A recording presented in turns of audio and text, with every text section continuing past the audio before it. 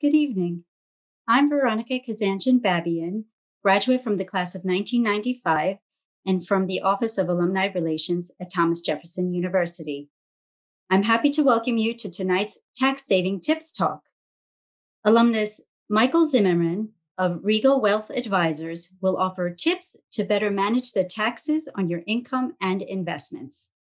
He will be joined by Lisa Repko, Vice President of Jefferson's Institutional Advancement and Plan Giving, as well as Kathy Sarlson, Assistant Vice President of Plan Giving. Together, our speakers will explain ways to strengthen your finances for the present and future. We have a very wide range in attendance, and while much of our presentation will cover strategies for those age 65 plus, we will also cover a few topics that may be of interest to the younger participants. Thank you so much for all the questions submitted in advance. These have been passed on to our speakers. Many will be addressed during the presentation. At the end of tonight's presentation, you will have the opportunity to ask further questions. Please use the Q&A button located at the bottom of your Zoom screen. If you don't see the button, just try moving your mouse and the Q&A button should appear. And now, it is my pleasure to introduce our featured guest, Michael Zimmerman. Michael Zimmerman graduated from Thomas Jefferson University in 1998 with a degree in biochemistry and minor in finance. He earned a master's degree in organic chemistry from the University of Texas. In his early career, he was a medicinal chemist at GlaxoSmithKline. He has been the recipient of prestigious awards such as the Exceptional Scientist Award. He has also received silver and bronze awards for outstanding achievements in science or business development. Michael has earned the designation of Certified Exit Planning Advisor, CEPA, and has completed coursework in retirement income planning, legacy planning, and Social Security planning. In this field, he has received award recognition as a top 10 wealth manager in the Central Pennsylvania Central Penn Business Journal and was also named to Central Penn's 40 Under 40 in 2015. Michael, Lisa, and Kathy, thank you so much for joining us this evening. The floor is yours. All right, thank you so much. I am starting my video here as well. Thanks again, Veronica, for that fantastic introduction. I'm kind of flattered myself to hear those things again, and happy to present tonight with Kathy and Lisa. What a wonderful team we've had putting this presentation together. We're going to talk about Be Tax Wise, tax saving tips for today and tomorrow. So with that being said, again, Veronica did a great job of introducing us. And we're going to take some time going back and forth with our presentation, each covering some topics that we're passionate about. And definitely, I'm passionate about talking about the taxes that a lot of my clients face and that those of you around the globe, and clearly we have a lot of people in attendance today, have experienced as well. And hopefully we can give you some good direction. But a little bit about the talk. Obviously, we've gone through a lot of changes this year. We've been hit with a pandemic, a pretty intense election. And a lot of the tax strategies we're going to talk about tonight are dependent on the laws that we currently have in place. Yes, it appears that Joe Biden will be our president and that the Senate will probably stay Republican. And with that being said, I don't fear an immediate tax change coming. So a lot of the strategies that have been put into law, we need to just focus on and make sure we're taking advantage of them. And hopefully some of the tips we give today, you can benefit from as well. All right, small disclosures. I do want to just briefly bring up that Jefferson's not endorsing any specific professional advisors here. I am not giving you personal tax or professional advice at this time. This is just a general broad overview. And of course, the last but not least, I do have to give my broker-dealer some credit here, or they wouldn't be very happy. So let's move on to what we're going to cover in the next 45 minutes. I know we have a short period of time here, and there's been so many tax law changes and different things that have happened in the last year and even the last 3 years that we want to talk about, but we're going to try to focus down on some of the impacts of the CARES Act as it relates to IRAs, PPP loans, and charitable giving. There's been some pretty substantial law changes this year that if we take advantage of them, you can do pretty well. I then want to move on to traditional IRAs versus Roth IRAs. Which one's best for you? There was some recent rule changes at the end of 2019 called the Secure Act that definitely changed the game for a lot of us, and it's time to take advantage of some of those rules. We'll move on to some Social Security fundamentals. We received a lot of questions on what's the best money to spend? Should I wait on Social Security? Things like that, that we definitely want to hit the highlights there. And then we want to tie it all together. Because I think if you put everything together that we say tonight, you could come up with a pretty distinct plan that could help you as long as you're building your team. So let's get together and get started. I always put this slide in every one of my talks, little humor, but now's not the time to panic, get a little excited about election results. I did have a lot of calls this past week that, what do we do? What's going to happen? My response is generally just calm down, take a breath, slow down, make informed, educated decisions. And that's what we're hopefully here to do tonight for you. All right, let's start with the CARES Act. Obviously, everybody knows that we have a major pandemic, the first one in the last 100 years, roughly. And we had a lot of people lose jobs. We had businesses going out and not being able to employ anymore. So there was a lot done to kind of give stimulus, not only in the form of money, but also tax law change. So what we're going to do is talk a little bit about the Coronavirus Aid, Relief, and Economic Security Act and some of the laws that were passed to help, reinvigorate the economy, but also help people stay afloat. And sometimes there are tax law changes in there that we can take advantage of. So some of the ones we're going to cover, and obviously the CARES Act encompasses a ton of information, but we're going to try to narrow it down to charitable contributions. The limitation was suspended. Lisa and Kathy are going to go over some of those ideas. I want to talk briefly about PPP loans for small businesses. There is a tax implication there now. And clearly in 2020, they had to make some changes. And those of you that are over the age of 70 and a half and soon to be age 72 know what I'm talking about here. You normally have to take money and you're forced to take money out of your retirement plans. But in 2020, that was suspended. However, you can still take advantage of the market recovering and possibly do a QCD, which stands for Qualified Charitable Distribution. They're still available, and we're going to highlight some of those concepts as well. So let's get into this and start talking about the change with the charitable contribution limitation. And Lisa's going to take over from here. Sure, thanks, Mike. I just wanted to thank Kathy and Mike for joining me today as we present these ideas. And this will be one of many, hopefully. So if we don't cover the topic you were looking for, we can definitely do more. We really wanted to give you the sampling that Mike mentioned. And the first one we're going to talk about is how you're no longer limited to 60% of your adjusted gross income. You can now actually give 100%. And you might ask why this change may be relevant to you. And I think it really focuses on what they've done with the standard deduction. We've seen a change in charitable contributions based on people who are no longer itemizing. And then you might think about what you can do to make the most of your charitable deduction, your itemized deductions, and then also supporting the charities of your choice. So this chart here gives you a sampling of the tax changes that happened in 18 and 19. And 19 was when they rolled out the increased standard deduction. And one way of planning ahead, I would say, would be to have a cumulative charitable donation in 2020. So if you look at the 12,400 for singles, or if you're married, you now have a standard deduction of $24,800, and you're thinking, well, if I'm going to itemize, what would that look like?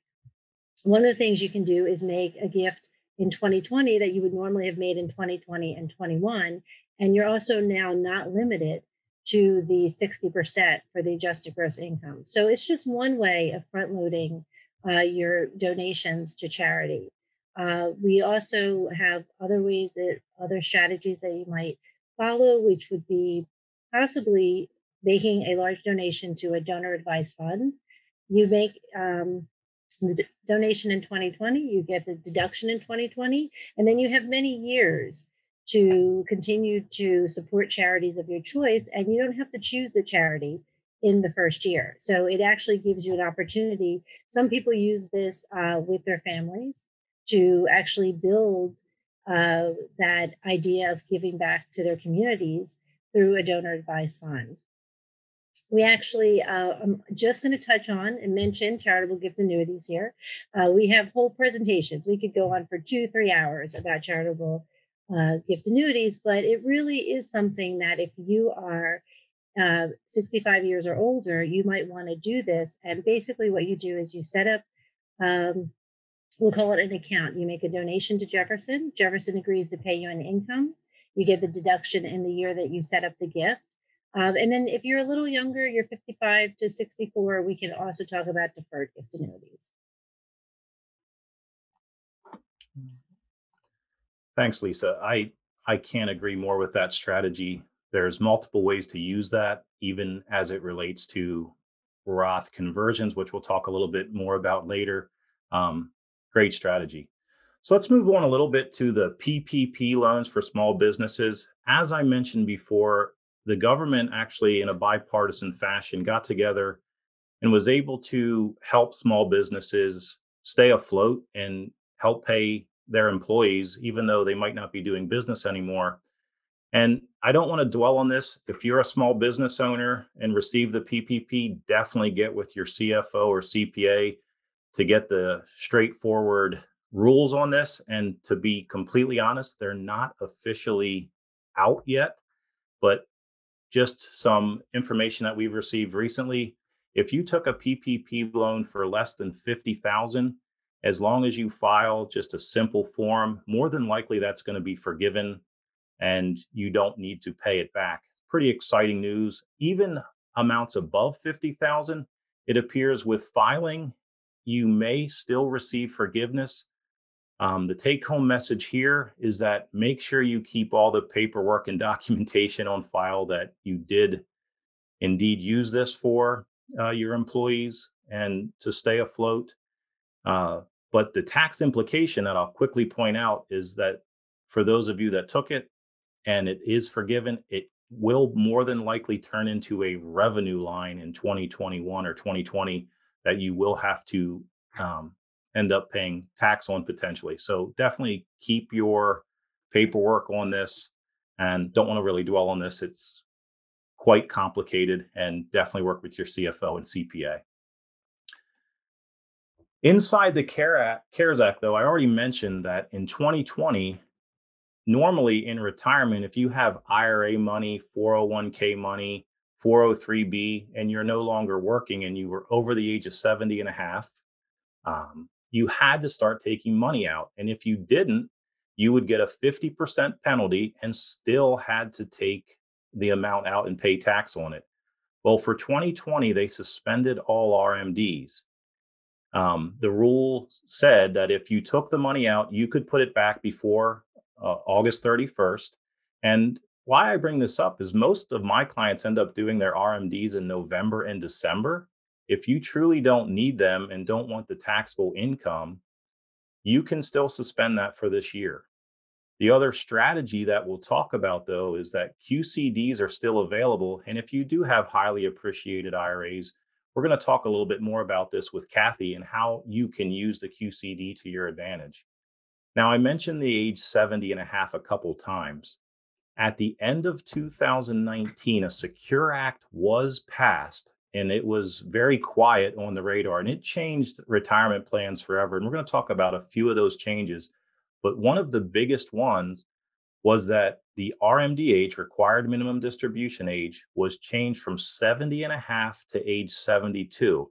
And that starts, it was supposed to start this year, but that is now starting in 2021. Why did they do that? Well, we are working longer on average as a nation. So that does allow about 18 more months of this money to grow for you. Along with this RMD change to 72, they got rid of the rule that you were no longer allowed to put money into IRAs or Roth IRAs, IRAs after the age of 70 and a half. Now anybody can put money in after age 70 and a half to IRAs if you still want to. But more importantly, let's get on to the reason why you might want to consider a QCD, and Kathy's going to go over that. Great. Thanks so much, Mike. So what we found is that a number of our folks who have been supporting Jefferson have chosen to use their IRA. In some ways, you can almost think about it as one piggy bank that you can draw from in order to make gifts to charity. As Mike mentioned, the mandatory age went from 70 and a half to 72. However, you can still make qualified charitable distributions starting at age 70 and a half. One of the benefits to doing that is as the assets in your IRA plan grow, you're going to have a larger and larger required minimum distribution. So if you want to draw some of that out, making a gift to charity is a great way to manage that situation. So we have a lot of specifics that we would get into if that's something you're interested in, and I'm just really going to touch on it. But you can, when you make the qualified charitable distribution, money goes directly from your plan. Let's say you're making it to Jefferson. You don't have to take it then as income. And also, just so you know, then you would not have the tax deductible gift. You can designate that distribution to any area or program at Jefferson. Can go on to the next slide. And there are a couple rules. It has to be before December 31st. A single individual can give up to 100,000, and spouses can each transfer up to 100,000, and it has to be from a traditional IRA.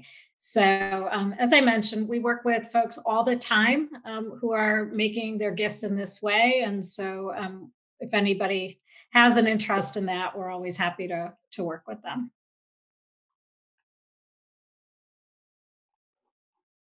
Right. Thanks, Kathy. I really like that as a strategy for our clients. Definitely get that in before December 31st. The key take home there, it's an above the line deduction. It doesn't even count as income. So it's a fantastic strategy, which leads me into one of the biggest law changes of the Secure Act passed at the end of 2019, that before, IRAs and 401ks are probably some of the largest assets we have as retirees. And in this country alone, there's nearly 30 trillion in IRA type money. And we'll get a little bit into what IRA money is in a minute. But with the Secure Act, they eliminated the ability to leave your IRA to the next generation and stretch that tax payment out over their lifetime.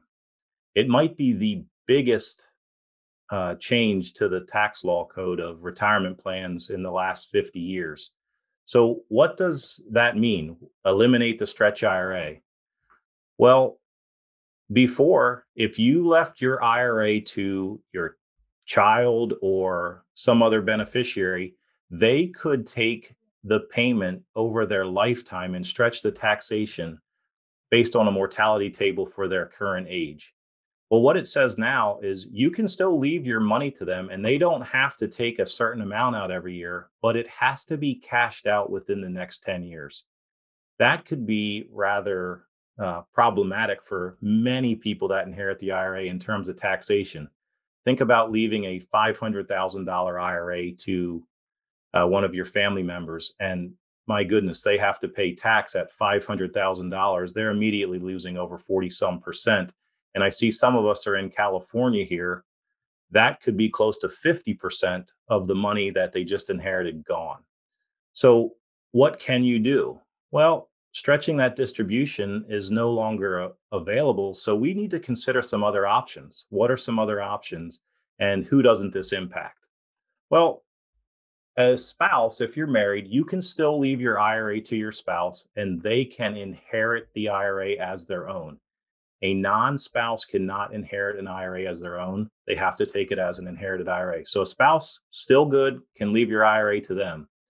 It also eliminates or doesn't include disabled or chronically ill beneficiaries, which is pretty nice. And this rule clearly only goes into effect this year in 2020. So if you inherited an IRA before 2020, you are grandfathered in and can keep that IRA in your name for the rest of your life and spread the taxation out. So quickly on some of the strategies that I would consider, and we do for our clients, instead of leaving a large taxable amount to a beneficiary, why wouldn't we consider doing Roth conversions now on that money? And possibly even using some of the either RMDs or the distributions to buy life insurance, which is 100% tax-free to your beneficiaries. No inheritance tax, no state tax. I think it's kind of important that we review this a little bit more on the Roth conversion. So we do have some slides on it coming up. On top of that, it's pretty important to review the beneficiaries. And if you're working with a financial advisor, they should be reviewing your beneficiaries of all your investment accounts. And you should name beneficiaries on all your investment accounts right away. So review those beneficiaries and maybe develop a strategy that, hey, I might not want to leave this IRA, which could be a tax nightmare to this beneficiary. I might want to leave it to a beneficiary that might not have to pay tax. And we're going to go a little bit over that strategy with Lisa here. But definitely something you want to start thinking about now. We are in the lowest tax brackets in history, and it's something we want to plan for going forward. So here's Lisa to talk a little bit more about that one strategy. Great, thanks, Mike. As Mike mentioned, every asset is not created equally when you're looking at who it should go to and how you should plan for the future. So if we're looking at IRAs, and we've just established that they are highly taxed when they're left to non-spouses. And so if you wanted to leave it to a family member who is not your spouse, it would be highly taxed. If you're looking for a way to preserve the assets that you've saved and watched grow over the years, consider leaving it to charity. When you do that, it's actually protected from taxes. And so the full amount will have the impact that you're looking for when you're deciding which charity and how you would like that to be designated. I think on the next slide, we may have an example. So here we have Tom Anderson, who is a Jefferson alum, class of 64. He has an IRA currently valued at $1 million. He also has other assets in his estate. He has a home, assets, investments, also equaling $1 million. He's unmarried, so he doesn't have a spouse to leave the IRA to, and he has no children. He's really thinking about supporting 4 of his adult nephews and nieces, and also he'd like to give to charity. So he would like to support Jefferson with a scholarship and also support his church. So he's thinking about equally dividing $1 million between the 2 charities of his choice. If we're looking for what might happen, he decides first, well, maybe I'll give the IRA to my nieces and nephews, and then I'll give the other assets through my estate to charities. Well, you'll notice that scenario A and scenario B don't equal out. And why is that? That's because the IRA, when given to heirs, is automatically taxed. So if it's the 35% tax bracket, then you have $350,000 coming right off the top. So therefore, the impact that Tom is having with his heirs and with charity is really only 1.6, a little more than 1.6, versus scenario B, which is he leaves the IRA to the charities and he gives the other assets to his heirs, then you're really looking at a full $2 million of impact, exactly where he wanted it to go. And I think this really just shows that you can have sort of the impact and the benefits that you'd like if you just take a moment. I think we started out by saying take a deep breath, right? Take a moment, look at all the assets, and really sit down and plan from beginning to end. And I think when you do that, you see that there are ways to sort of create that impact that you're looking for. Yeah, great comment, Lisa. I usually start off my meetings with clients when I first meet them that say you generally have a choice of who you want to leave your money to. There's three. You can leave it to your family and friends, your favorite charities, or Uncle Sam. It's your choice. With some proper planning, now we all want to support our government, but with some proper planning, you can minimize that tax hit and give more to your favorite charity or your family and loved ones. So I want to transition into the history of taxation because I think it sets up our discussion on IRAs versus Roth IRAs rather well. If I asked you right now, how many of you love your current tax bracket? You may go, oh man, I don't really like this at all. I don't like paying taxes. But if you go back in history with the 16th Amendment in 1913, we had the introduction of income taxes. And I'm not going to go over every year by year line here, but back in the 40s, there was a possibility that you were paying 94% on your federal income tax return. And if you lived in California at the time, you had quite a state tax going on as well. And you might pay over 100% in income taxes. There was a pretty famous actor back then that said, hey, I'm not only going to make 5 movies, because if I make a 6th movie, it's going to put me over that threshold where I'll owe 104%. And anybody have a wild guess who that might be? Yeah, Ronald Reagan. So fast forward to the 1980s, and that's the first time we had the largest sweeping tax law change that lowered tax brackets anywhere between 10 and roughly 35 to 39%. And even today, our tax brackets are only anywhere between 10 and 37%. That's the lowest in our history. And in my opinion, with our national debt the way it is, it's probably time to take advantage of those different strategies to, hey, does it make sense to use tax deferred retirement plans? IRAs, 401ks, and pensions were the main retirement sources. Well, as many of you know, pensions are a dying breed and most companies don't offer them anymore. And when 401ks came into existence back in the 1970s, the average tax bracket was 43%. So it might have made sense back then to say, hey, I don't really want to put money into tax-free accounts. I want to defer my taxes until maybe I'm in a lower tax bracket. So that takes me into the discussion, and this is for everybody at any age bracket you're in currently, the difference between an IRA and a Roth IRA. For our discussion, an IRA is going to include 401ks, 403bs, traditional IRAs, simple IRAs, TSAs, what have you, any tax deferred money you're able to put away. And if your company and you're working still is matching your 401k contribution, it's going to go into a traditional IRA position. And if they're matching, simple, quick advice, please take advantage of that. It's 100% free money, so do it. Versus the Roth IRA. So traditional IRA works like this. You're working and you put a small amount away. And your accountant says that's a good thing because you get to write that off of your income for this year and get a tax deduction. But the problem is your goal is that it's going to grow to this large nest egg and you owe tax on the whole thing. Versus a Roth IRA that says, hey, we're going to allow you to put this money away and have it grow tax-free for the rest of your life and also pull the money out tax-free. What's the difference? Well, you're not getting a tax deduction right now for putting that money away. But remember, it's only a small amount now, and your goal and hope is that it grows to a large nest egg. So for the younger audience on this call, Definitely, if you're working and your company offers a 401k, check if they offer the Roth strategy. And if they do, I suggest taking advantage of it. I'm not sure we'll ever see these low tax brackets again.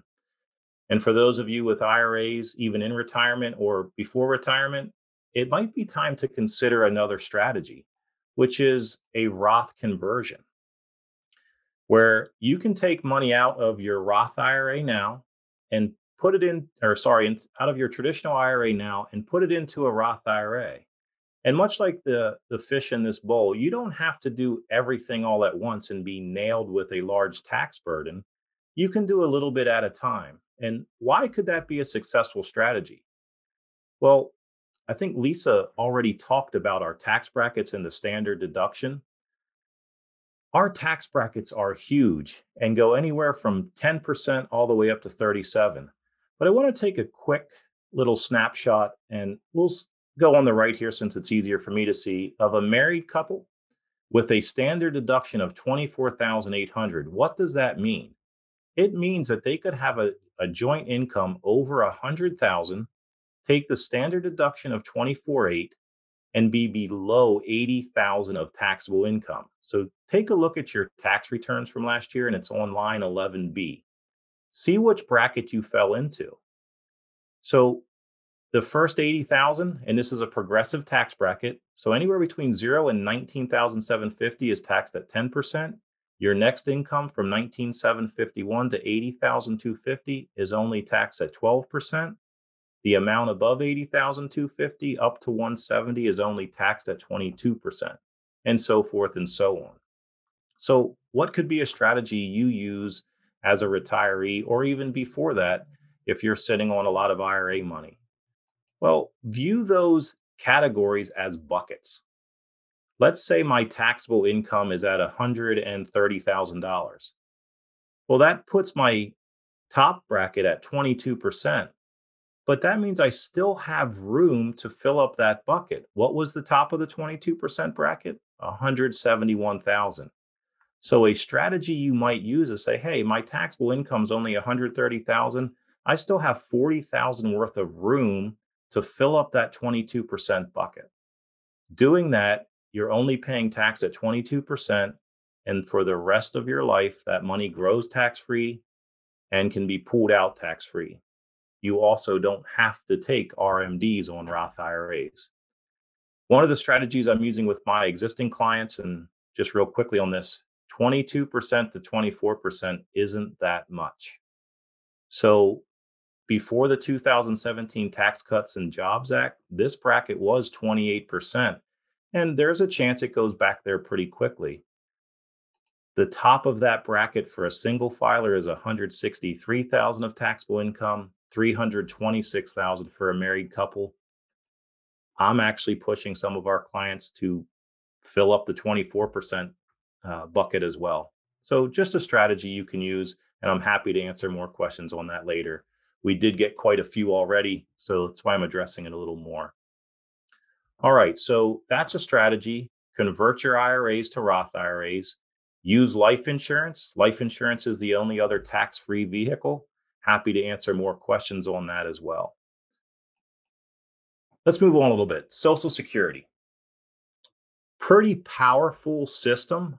All I care about is that you understand how it works and the taxation behind it, and trying to dispel some of the myths and rumors that we've heard recently from both sides of the aisle. Social Security, pretty powerful system. We received a lot of questions on it beforehand. So here's how it works. The Old Age Survivorship and Disability Income Trust Fund was established way back in the 1930s.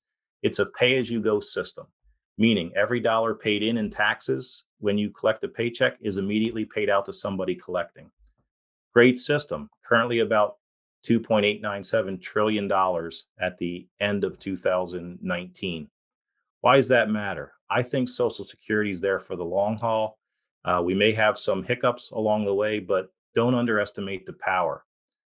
When you get your Social Security statement, it is making an estimation of what you should expect to receive at full retirement age on the top here. What's full retirement age? For most of us, it's now 67. For anybody born between 43 and 54, it's 66. Between there, in 1960, it's 66 and some even months. What's it mean to you? Well, if your full retirement age is 66 or 67 and you apply early, you are taking a penalty. I know this talk is about taxes, but if you're losing money, tax and penalty are the same to me. So be cognizant of the fact that you may take a penalty if you file early and you don't truly need this as income. That can be pretty scary. On the other hand, if you wait past your full retirement age, Social Security still guarantees an 8% growth on that money. Not only do they guarantee the 8% growth, you also get a cost of living adjustment, if granted, for that year. So example, next year, cost of living is going up about 1.6%. People that wait will get about 9.6% in an increase on their Social Security. That can be pretty exciting. So question is, what money should you spend first and when should you apply for Social Security? I think it's important to kind of know the taxation of Social Security and what it means. And before I get to the taxation, I just want to give an example. Bob and Betty, 59. I don't want to get into their specifics other than to say, if they file early, they could expect 1.9 million out of the system. Off of the same benefit with some proper planning, they could get nearly 2.7 out of the system on the same life expectancy. Also to say, a survivor benefit could be as little as 47,000 filing incorrectly up to 83,000 with some proper planning. So Social Security alone is not taxable to you. What makes Social Security taxable now is provisional income. So if you have to take an RMD, that counts as provisional income. If you're still working and collect Social Security, that's provisional income. Muni bonds, that counts as taxable income. Half of Social Security will count. So the way it works, if you're married filing jointly and you make between 32,000 and 44,000 of provisional income, 50% of Social Security can be taxed. Over 44,000 of provisional income, 85% of Social Security can be taxed. Single filers, you can see the difference here. Over 34,000 up to 85% can be taxed. What does that have to do with IRAs and taxation? Well, I just said, how would I spend my money? Well, what the government generally says in conventional wisdom of most financial advisors, hey, spend your taxable money first when you get to retirement, money sitting in savings, CDs, file for Social Security as early as you can because who knows how long it's going to be there. And then spend your tax deferred money spend your tax deferred money next, like IRAs, and spend your Roth IRA money last. Why is that a bad strategy, in my opinion? Well, that's what the government wants you to do because it's paying out the least amount of Social Security benefits and collecting the most amount in taxation. I gave some references to some current articles that I like. Some are a little bit older on an alternative approach to this method. And here's what I suggest for my clients. If you don't need Social Security income to survive at retirement, why wouldn't you spend your IRA money first? It's heavily laden with taxation.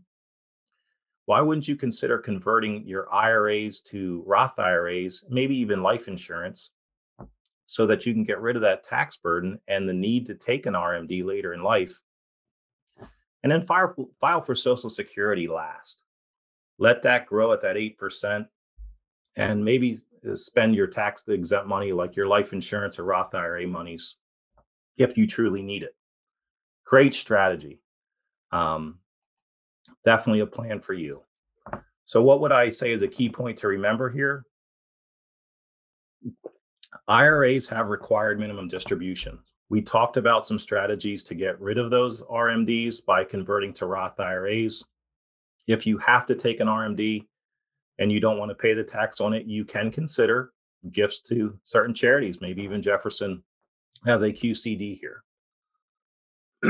So what we want to talk about, Social Security tips, draw down IRAs in advance of age 72. Try to get to a tax-free retirement if you can by converting to Roth IRAs or life insurance. Delay Social Security. It might reduce the number of years you owe income tax on it. And as I already said, consider QCDs or other charitable gifts. Okay. So preparing for retirement and taxes, this can be a daunting task. There's a ton of different tax laws out there.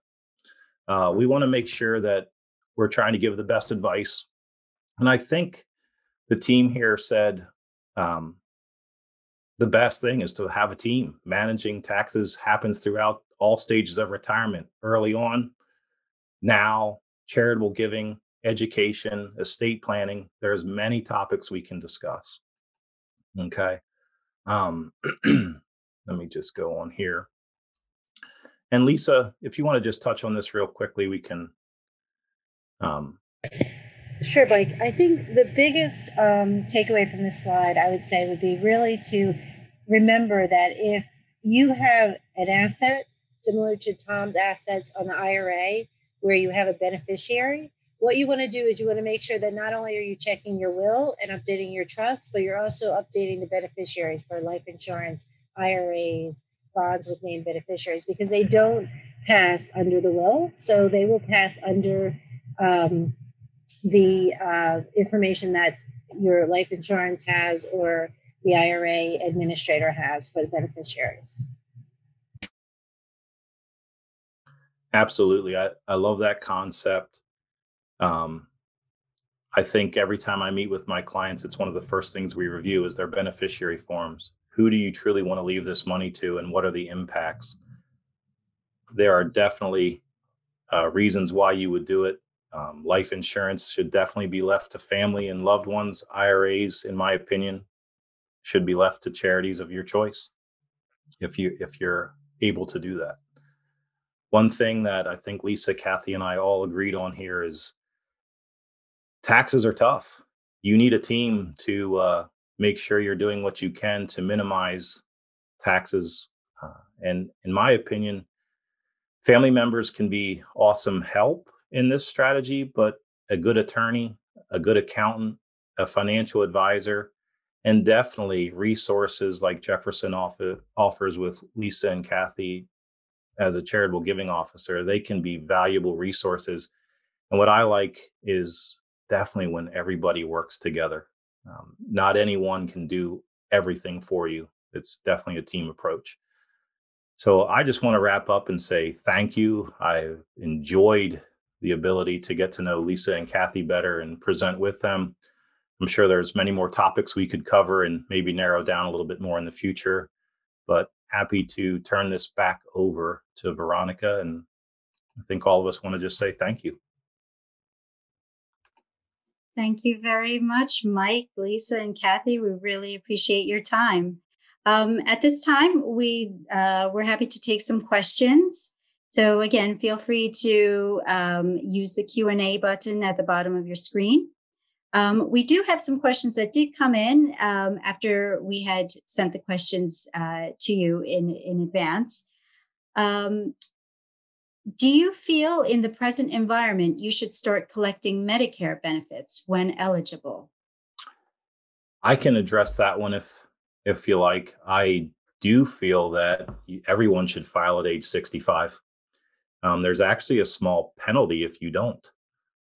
So yes, if you're eligible, you can always file for it. If you're still working and have a great company plan, you can keep that. But you can always file for at least Part A for Medicare. Thanks, Mike.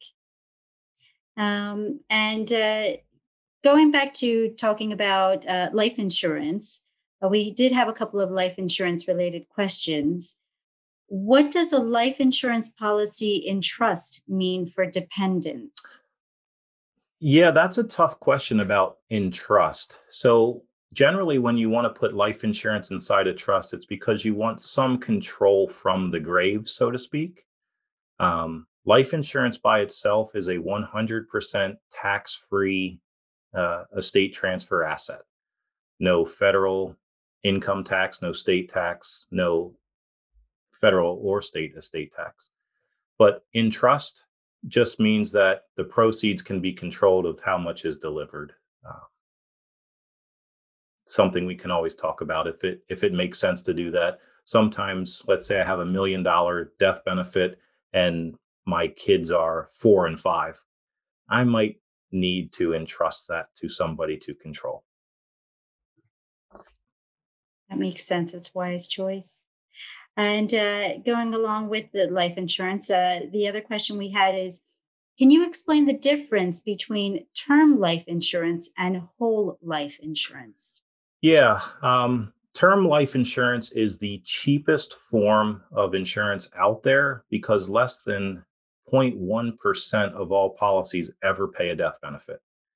It's meant for certain things, catastrophic events, maybe mortgage protection, but more than likely, we're hoping it never pays out. So it is very cheap, and it's a defined cost for a defined period of time.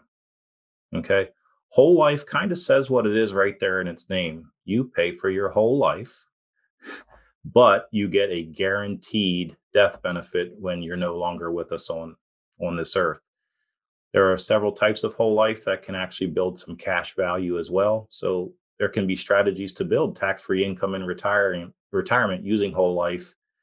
There's basically three forms of life insurance: term life insurance, whole life insurance, and universal life insurance. Whole life, the insurance company's taking the risk. And it's right now, with interest rates as low as they are, there's not a ton of great growth inside of whole life. With universal life, you can have some great cash growth, some great death benefits, and even some benefits for long-term care when used properly. So kind of nice. Thank you. Thanks for that explanation. We did just get a question in. Who would we talk to set up a charitable gift annuity? Me.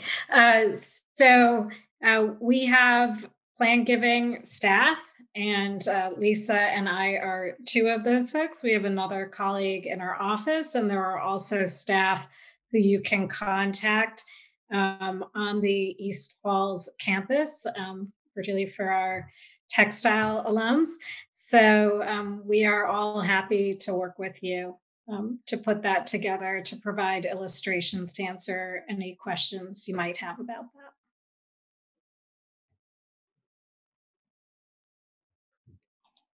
Thanks, Kathy. That's great. And I see, Mike, you've answered that question. Someone asked, at what age would you recommend purchasing life insurance for estate planning purposes? And Mike's response, as early as possible. Life insurance is less expensive the younger you are. Did you want to add anything to that, Mike? Yeah, and life insurance is definitely discriminatory. So that's why company plans don't offer it. You have to be healthy to get it. So the younger you are, the healthier you are, the better off you are, in my opinion. But that doesn't mean to say if you're at an advanced age right now that you can't start. If you're still healthy, you can do this. And I have a lot of clients that I had one just approved not too long ago at age 84. So you can still do it. You're never too old. That's right. And again, going back to a question that we previously received, how can I get started with investing? Are there specific tools or resources that you would recommend? For sure. I mean, I think we hit a little bit of my first strategy. If you can take advantage of a Roth IRA and you don't have any other investment plans out there, do that right away. You can start with as little as $50 or less, even to get something open. My best advice is start with tax-free first. Thank you. Now, here's a slightly different angle. Could these tips about taxes also be applied when completing student loan applications? For sure. Not sure if Kathy or Lisa want to jump in on this. Definitely leaving IRA money to someone that could be applying for college, and that could have an impact on their funding. I think one of the tax strategies that came out of the Secure Act was 529 plans. that can be a useful strategy to build some tax-free or tax-deferred money for your loved ones to have resources to pay for college. So yeah, some of these strategies can be adapted to that. It's kind of, I don't want to say hide money from college funding sources, but it's hard to, if you're setting money away, it's kind of hard not to show it as resources for college planning. I think Mike hit on this when he was talking about having a team, and it really is about also having a conversation. So I think if you are planning your estate, that it's always great to bring people in. So bring in the family members, or even if it's a charity, really to make sure that your plans fit, that one, your goals can be met. And then maybe if you're thinking about, leaving money to someone who is, I guess they would have to be late teens or something. I mean, the idea is really you want to have this be a positive experience to give someone an inheritance, and if it's set up the wrong way, that will not be the impact that it has. That's right. Thanks, Lisa. Thank you. We've got a couple more questions, and then we're going to wrap it up. Oh, okay, 3 more questions, and then we'll wrap it up. Where should the most aggressive investments be placed? In the Roth? Yeah, that's a great question. So Roth, if you watch my slides there on money, how you spend money, Roth money should be money spent last. So in my opinion, that has the longest time to grow. So let's say you have a 401k plan, a Roth IRA, maybe life insurance. In my opinion, you should be most aggressive on your Roth IRAs because you should spend those last. Great question. And continuing on with Roth, are Roth contributions only from earned income? Yeah, so in order to qualify to put money into a Roth IRA, you do have to have earned income. If you're married, one of the spouses has to have at least earned income. So let's just say a spouse under the age of 50 can put up to $6,000 away or so. They might not have any earned income, but as long as their spouse has at least 6,000 of earned income, they can put 6,000 away. Great. And our last Roth related question, and our last question for the evening, with the yearly contribution limit, what percentage split would you recommend when contributing to your 401k and 401k Roth plans? This is a no-brainer for me, but there might be other opinions from the financial community. If you have the Roth option, your contribution should be 100% Roth. I don't think we're ever going to see tax brackets this low again. And it gives you, a Roth 401k gives you the most ability to put more money away. A traditional Roth on your own, or regular Roth on your own, you can only put so much away. A Roth 401k, you can put as much as 19,000 or 24,000 away for yourself. Now, a company match is always going to be traditional, but your piece should always, in my opinion, 100% be Roth. Thank you so much. Thank you, Mike. Thank you, Lisa. Thank you, Kathy. We really appreciate your time. And I hope that everyone who attended really got something out of the webinar. This webinar is being recorded, so we will have it posted on our alumni YouTube channel within the next 24 hours or so. And you will receive a request to complete a survey. So if you've got a chance, we'd be really grateful if you could do that as well. And I'll just put up a little slide and just mention some other upcoming events that we've got going on. Okay. So look out for more of our exclusive online events coming up throughout the coming weeks. Registration is open for all of these events at jefferson.edu/alumni events. And you could take a look at the upcoming events that we have throughout November and starting in December. Also on Thursday, November 12th, so just in a couple of days, we have our second annual Rams Rise Up Challenge, which is our 24-hour campaign raising funds for our student athletes and our sports programs. Last year's inaugural event exceeded our expectations. We hope that with your support, we can reach our targets this year as well. Please visit us at any time from 12 midnight on Thursday to participate, watch, or listen to the many programs that will be provided throughout the 24 hours. You can visit jeffersonrams.com/Rams Rise Up for more information.